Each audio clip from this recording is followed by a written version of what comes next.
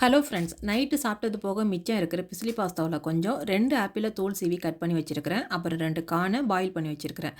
அம்மாவும் பொண்ணுமா ஷேர் பண்ணி சாப்பிட்டு முடிச்சுட்டு நாங்கள் 2 பேரும் இன்றைக்கி ஜூராங் ஈஸ்ட் வெஸ்கேட்டில் இருக்கிற நிட்டோரி ஷாப்லேருந்து வாங்கிட்டு வந்த இந்த காஃபி டேபிளை பேக்கை பிரித்து போட்டு அதில் இருக்கிற இன்ஸ்ட்ரக்ஷன் எல்லாத்தையும் ஒன் பை ஒன்னாக படம் பார்த்து செய்க அப்படின்னு சொல்லுவாங்களே, அந்த மாதிரி படித்து பார்த்து படம் பார்த்து 1 2 3ன்னு நம்பர் பார்த்து அட்டைப்படத்தில் இருக்கிற மாதிரியே அழகாக ஃபிக்ஸ் பண்ணி முடிச்சிட்டோம். நல்லா தான் இருக்குது, குட்டியாக அழகாக. இந்த காஃபி டேபிளை நம்ம இஷ்டத்துக்கு ஹாலுக்குள்ளேயே நம்ம போகிற இடத்துக்குலாம் இழுத்துக்கிட்டு போகலாம். சப்ஸ்கிரைப் பண்ணாமல் பார்த்தீங்கன்னா சப்ஸ்கிரைப் பண்ணிவிடுங்க ஃப்ரெண்ட்ஸ். டிவி பார்த்துக்கிட்டே ஸ்நாக்ஸு காஃபி டேபிளில் வச்சு சாப்பிட்டு முடிச்சுட்டு தேவையில்லைன்னா இப்படி ஓரமாக அழகாக ஓரம் கட்டிடலாம். சூப்பராக இருக்குதுல்ல.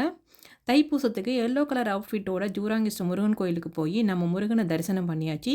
எப்போதும் டேங்க் ரோடு முருகன் கோயிலுக்கு போகிறது வழக்கம். தட்டுப்படுற வர்றவங்கள இந்த வருஷமும் ஒன்று. ஜூராங் ஈஸ்ட் முருகன் கோயிலையும் ஃபுல் கூட்டம் நிரம்பி வழிஞ்சிச்சு.